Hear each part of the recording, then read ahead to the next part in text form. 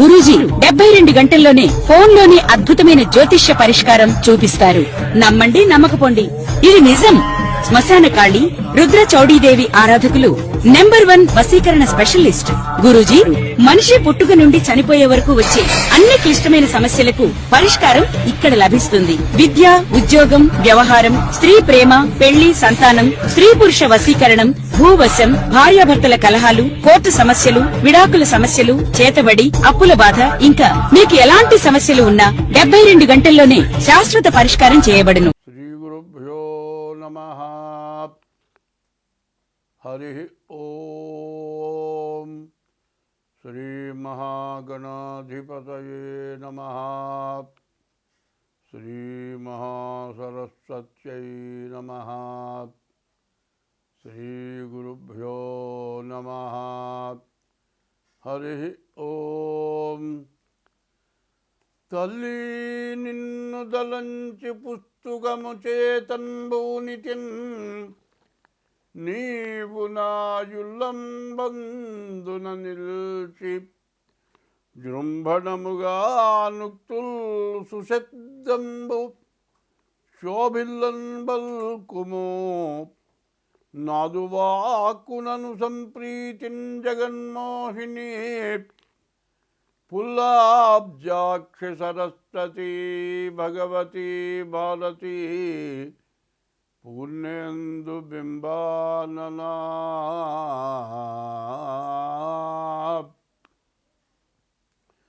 అరయన్ శంతను పుత్రుపై, విదురుపై, అక్రూరుపై, గుబ్జపై, నరుపై, ద్రౌపదిపై, కుచేలునిపయన్నందవ్రజశ్రేణిపై, పరగంగల్గు భవత్కృపారసమునాపై కొంతరానిమ్ము, నీ చరణాబ్జంబుని నమ్మినాడ జగదీశా. కృష్ణ భక్త ప్రియా. ఈ విధంగా పంచాంగ శ్రవణం చేస్తే మనకు అంతా శుభం కలుగుతుంది. ఎటువంటి గ్రహస్థితులు బాగుండకపోయినా మనకు మేలు జరుగుతుంది. కాబట్టి ఈ రోజున ఈ సంవత్సరాది ఎప్పుడు 19/3/2026 అంటే 2026 సంవత్సరం మార్చి నెల 19వ తారీఖు గురువారం పరాభవనామ సంవత్సరం ప్రారంభమైంది. ఈ పరాభవనామ సంవత్సరంలో మరి నవగ్రహాలు 9 గ్రహాలు కూడా రాజ్య పరిపాలన చేస్తాయి. గురువారం రోజున పంచాంగం ప్రారంభమైంది కాబట్టి గురువు రాజు అయినాడు, కుజుడు మంత్రి అయినాడు, అట్లాగే సేనాధిపతి చంద్రుడు, సస్యాధిపతి శుక్రుడు, ధాన్యాధిపతి బుధుడు, అర్ఘ్యాధిపతి చంద్రుడు, మరి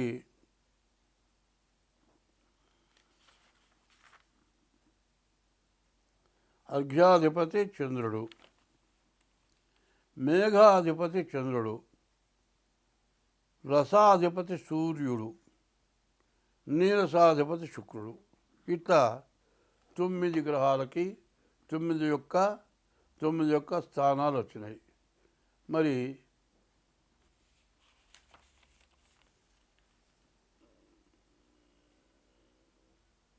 చంద్రుడికి మొత్తం 3 చోట్ల ఆధిపత్యాలు వచ్చినాయి.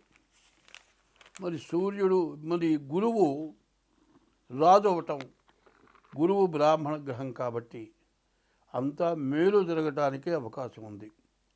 ఈ గురువు వల్ల మరి బియ్యం, మరి వెన్న, నెయ్యి, పంచదార ఇటువంటివన్నీ కూడా బాగా పంట పండుతాయి. మరి ధరలు బాగా పెరుగుతాయి. సస్యాధిపతి శుక్రుడు అవటం చేత ధాన్యాలు, మరి తెల్లధాన్యాలు,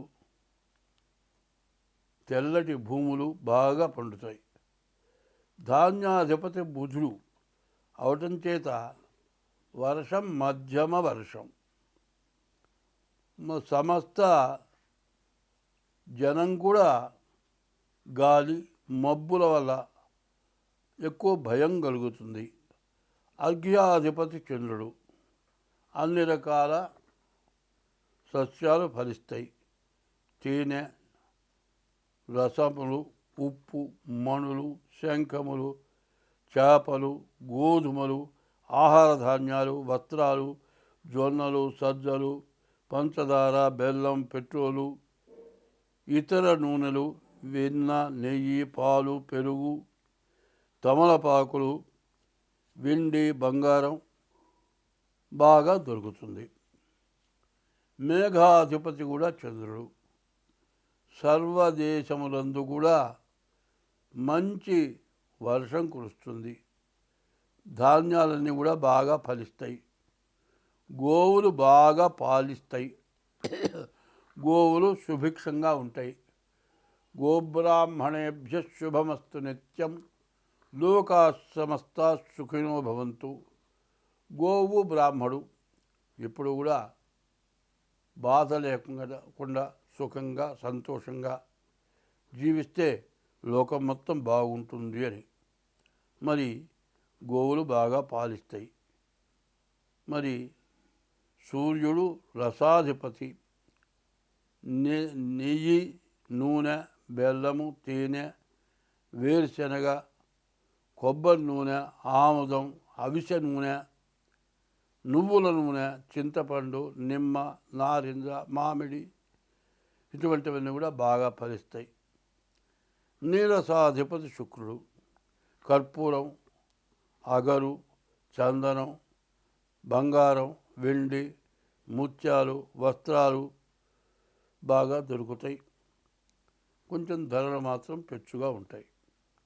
ఇది నవనాయకుల యొక్క ఫలితం. అయితే ఇంకొక విషయం మనం పూర్తిగా తెలుసుకోవాలి.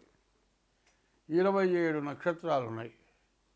ఈ 27 నక్షత్రాలని కూడా 3 భాగాలు చేస్తున్నాం. అంటే 3 భాగాలు, ఒక్కొక్క నక్షత్రాన్ని 3 భాగాలు. అంటే సంవత్సరానికి 3 భాగాలంటే 4 నెలలు ఒక భాగం. 4 3 12 నెలలు. మొదటి భాగం 4 నెలలు, రెండవ భాగం 4 నెలలు, మూడవ భాగం 4 నెలలు.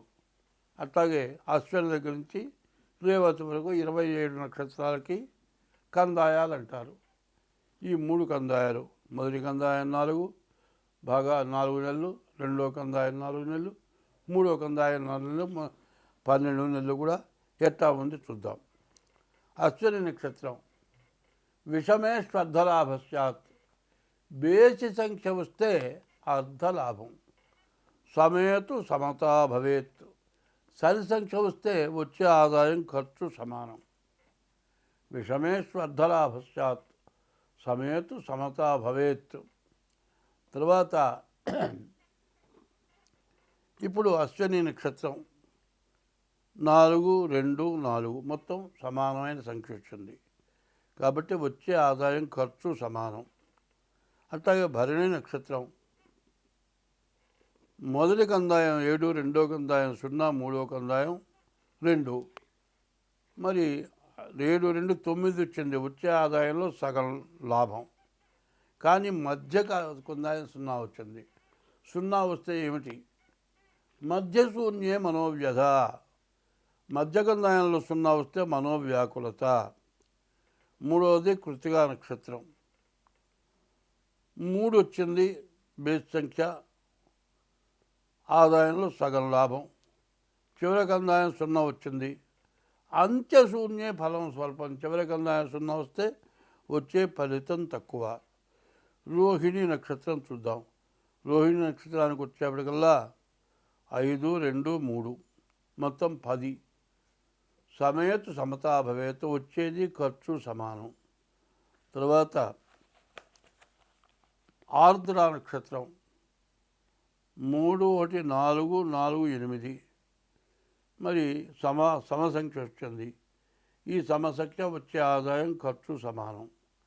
పునర్వసు నక్షత్రం ఇది కూడా 10, 6, 2, 2 10 వచ్చింది. 6, 4, 10. ఈ 10 కూడా సమేతు సమతా భవేత్, వచ్చే ఆదాయం ఖర్చు సమానం. పుష్యమి 1 2 2, ఇది 5 వచ్చింది. ఇది బేసి సంఖ్య. మరి విషమే శ్రద్ధలాభశ్చాత్, మరి బేసి సంఖ్య వచ్చే ఆదాయంలో సగం మిగులుతుంది. ఆశ్లేష నక్షత్రం ఉంది. మొదటిది 4 2 1 3 3, మొత్తం 8. వచ్చే ఆదాయం ఖర్చు సమానం. మఖ నక్షత్రం ఉంది. మొదటి కందాయం 7, రెండవ కందాయం 2, మూడవ కందాయం 1, ఇది కూడా 10 వచ్చింది. సమేతు సమతా భవేత్, వచ్చే ఆదాయం ఖర్చు సమానం. పుబ్బా నక్షత్రం ఉంది. మొదటి కందాయం 2, రెండవ కందాయం 0, మూడవ కందాయం 4, మొత్తం 6 సమసంఖ్య వచ్చింది కాబట్టి వచ్చే ఆదాయం ఖర్చు సమానం. మధ్య శూన్య మనోవ్యధ, మధ్య కందాయం 0 వచ్చింది కాబట్టి మనోవ్యాకులత ఎక్కువగా ఉంటుంది. తర్వాత ఉత్తరా నక్షత్రం. ఉత్తరా నక్షత్రం 5 1 2, 5 3 8, వచ్చే ఆదాయం ఖర్చు సమానం. హస్త నక్షత్రం వచ్చేప్పటికల్లా మరి మొదటి కందాయం 0, మూడవ కందాయం 0, మధ్యలో 2, వచ్చే ఆదాయం ఖర్చు సమానం. మరి మొదటి కందాయం ఆదిశూన్యే మానవ వ్యాధి, మరి ఆ మొదటి కందాయం 0 మనోవ్యాధి, అంత్యశూన్యే ఫలం స్వల్పం. మరి చివరి కందాయం 0, మరి వచ్చే ఫలితం స్వల్పం. మొదటి కందాయం 0 ఉంటే వ్యాధి. చిత్తా నక్షత్రం వచ్చింది. చిత్తా నక్షత్రానికి వచ్చేప్పటికల్లా 3 3 6 వచ్చింది. మధ్య కందాయం 0, మధ్య శూన్య మనోవ్యాకులత ఎక్కువగా ఉంటుంది. వచ్చే ఆదాయం ఖర్చు సమానం. స్వాతి నక్షత్రం వచ్చింది. 6 1 1, మొత్తం 8 వచ్చింది. ఇది వచ్చే ఆదాయం ఖర్చు సమానం. విశాఖ నక్షత్రం వచ్చింది. మరి 1 2 4, 4 3 7 వచ్చింది కాబట్టి వచ్చే ఆదాయంలో సగం ఆదాయం మిగులుతుంది. అనురాధ నక్షత్రం 4 2 6 వచ్చింది. వచ్చే ఆదాయం సమానం, వచ్చే ఆదాయం ఖర్చు సమానం. మధ్య శూన్యం వచ్చింది. మధ్య కందాయం 0 వచ్చింది కాబట్టి మనోవ్యాకులత ఎక్కువగా ఉంటుంది. జ్యేష్ఠ నక్షత్రం వచ్చేప్పటికల్లా 8 వచ్చింది కాబట్టి వచ్చే ఆదాయం ఖర్చు సమానం. చివరి కందాయం వచ్చేప్పటికల్లా 0 వచ్చింది కాబట్టి అంత్యశూన్యే ఫలం స్వల్పం. నువ్వు చేసే కష్టానికి ఫలితం చాలా తక్కువగా వస్తుంది. మూలా నక్షత్రం సమసంఖ్య వచ్చింది. వచ్చే ఆదాయం ఖర్చు సమానం. పూర్వాషాఢ నక్షత్రం కూడా 6 వచ్చింది. వచ్చే ఆదాయం ఖర్చు సమానం. మధ్యగంధాయం 0 వచ్చింది కాబట్టి మనోవ్యాకులత ఎక్కువగా ఉంటుంది. ఉత్తరాషాఢ నక్షత్రం వచ్చేప్పటికల్లా మొదటి కందాయం 0, మరి ఆదిశూన్యే మనోవ్యాధి. మొదటి కందాయంలో 0 వస్తే వ్యాధి. బేసి సంఖ్య వచ్చింది కాబట్టి వచ్చే ఆదాయంలో సగం ఖర్చు సగం మిగులుతుంది. శ్రవణ నక్షత్రం వచ్చేప్పటికల్లా బేసి సంఖ్య వచ్చింది కాబట్టి వచ్చే ఆదాయంలో సగం మిగులుతుంది. ధనిష్ట నక్షత్రం సమసంఖ్య 6 వచ్చింది కాబట్టి వచ్చే ఆదాయం ఖర్చు సమానం. అయితే రెండో కందాయం మూడో కందాయం 0 వచ్చినాయి. మధ్యశూన్యే మధ్యకందాయం 0 వస్తే మనోవ్యాకులత. అంత్యశూన్యే ఫలం స్వల్పం. చివరి కందాయం 0 రావటం. వచ్చే ఫలితం చాలా తక్కువ. శతభిష నక్షత్రం వచ్చింది. 1 1 3, మొత్తం 5 వచ్చింది కాబట్టి బేస సంఖ్య వచ్చే ఆదాయంలో సగం మిగులుతుంది. మరి పూర్వాభాద్ర నక్షత్రం 4 2 1, మొత్తం 7 వచ్చింది కాబట్టి ఈ పూర్వాభాద్ర నక్షత్రం కూడా వచ్చే ఆదాయంలో సగం మిగులుతుంది. ఉత్తరాభాద్ర నక్షత్రం కూడా 7 4 11, మరి బేస్ సంఖ్య వచ్చింది కాబట్టి వచ్చే ఆదాయంలో సగం మిగులుతుంది. మధ్యగంధాయం 0 ఉన్నది కాబట్టి మధ్యశూన్యే మనోవ్యధ మనోవ్యాకులత ఉంటుంది. రేవతి నక్షత్రం 2 1 2, 5 వచ్చింది కాబట్టి వచ్చే ఆదాయంలో సగం మిగులుతుంది. ఇది ఆదాయ వ్యయాలు. ఇవి కందాయ పదాలు చెప్పుకున్నాం. ఇప్పుడు ఆదాయ వ్యయాలు చూద్దాం. వచ్చే ఆదాయం అంతా ఖర్చు అంతా. మేషరాశి వాళ్ళకి 11 ఆదాయం, 5 ఖర్చు, 6 మిగులుతుంది. వృషభ రాశికి 5 ఆదాయం 14 ఖర్చు అంటే 9 ఎదురు పడుతుంది. మరి మిథున రాశికి వచ్చేప్పటికి 8 ఆదాయం 11 ఖర్చు. మూడవ రాశి మిథున రాశి, 8 ఆదాయం 11 ఖర్చు అంటే 3 ఎదురు అప్పు తేవాలి. కర్కాటక రాశి 2 ఆదాయం 11 ఖర్చు, 9 బాకీ. సింహరాశి 5 ఆదాయం 5 ఖర్చు, వచ్చే ఆదాయం ఖర్చు సమానం. మరి కన్యారాశి 8 ఆదాయం 11 ఖర్చు అంటే 3 అప్పు. 7 తులారాశి 5 ఆదాయం 14 ఖర్చు, 9 బాకీ. మరి వృశ్చిక రాశి 8 వృశ్చిక రాశి 11 ఆదాయం 5 ఖర్చు అంటే 6 మిగులుతుంది. ధనస్సు రాశి 14 ఆదాయం 11 ఖర్చు, 3 మిగులుతుంది. 10 మకర రాశి 2 ఆదాయం 8 ఖర్చు కాబట్టి 6 మిగులుతుంది. 11 కుంభరాశి 2 ఆదాయం 8 ఖర్చు అంటే 6 అప్పు చేయాలి. మరి 12 మీనరాశి 14 ఆదాయం 11 ఖర్చు, 3 బాకీ తేలుతుంది. ఇది ఆదాయ వ్యయాలు. చివరిది రాజపూజ్యం రాజావమానం. అవమానం ఎంత? మంచి అనిపించుకోవడం ఎంత, చెడు అనిపించుకోవడం ఎంత? మంచివాడుగా పూజింపబడటం ఎంత, చెడువాడుగా తిట్లు తింటం మరి బాధలు పడటం ఎంత అనేది తేలుతుంది. మేషరాశి 11 రాజపూజ్యం, 5 రాజావమానం. 11 చోట్ల పూజింపబడతారు, 5 చోట్ల అవమానపడతారు. 2 వృషభ రాశి 5 రాజపూజ్యం, 5 చోట్ల పూజింపబడతారు, 14 చోట్ల అవమానింపబడతారు. మిథున రాశి 8 చోట్ల పూజింపబడతారు, 11 చోట్ల మరి అవమానపడతారు. కర్కాటక రాశి 2 చోట్ల పూజింపబడతారు, 11 చోట్ల అవమానింపబడతారు. 5 సింహరాశి 5 చోట్ల పూజింపబడతారు, 5 చోట్ల అవమానపడతారు. 6 కన్యారాశి 8 చోట్ల పూజింపబడతారు, 11 చోట్ల అవమానపడతారు. 7వ రాశి తులారాశి, తులారాశికి 5 చోట్ల పూజింపబడతారు, 14 చోట్ల అవమానపడతారు. 8 వృశ్చిక రాశి 11 చోట్ల పూజింపబడతారు, 5 చోట్ల అవమానింపబడతారు. 9 ధనస్సు రాశి 14 చోట్ల పూజింపబడతారు, 11 చోట్ల అవమానింపబడతారు. 10 మకర రాశి 2 చోట్ల పూజింపబడతారు, 8 చోట్ల అవమానింపబడతారు.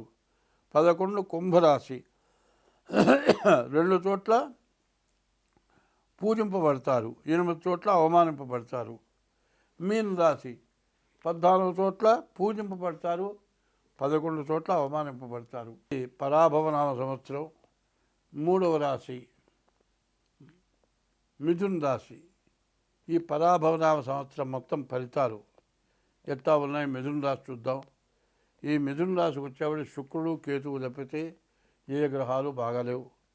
కాబట్టి ఈ రాశి వాళ్ళకి పూర్తిగా కష్టాలు, నష్టాలు, ఖర్చులు ఎక్కువగా ఉంటాయి, చాలా బాధలు ఎక్కువగా ఉంటాయి. మరి ఎంతో జాగ్రత్తగా ఉండాలి. డేట్ ఆఫ్ బర్త్ ద్వారా జాతకం చూపించుకోవాలి. జాతకరీత్యా మీ కష్టాలు, నష్టాలు ఏమిటో బాగా ఆలోచించుకోవాల్సిన అవసరం బాగా ఉన్నది. ఈ రాశివాళ్ళు ఎంత కష్టపడితే అంత కష్టం ఉంది. కాబట్టి ముందుగా డేట్ ఆఫ్ బర్త్ ద్వారా మీ జాతకం చూపించుకోండి. మరి దానికి తగిన ఉపశమనం చేసుకోండి. మీకు అన్ని విధాలా మంచి జరుగుతుంది.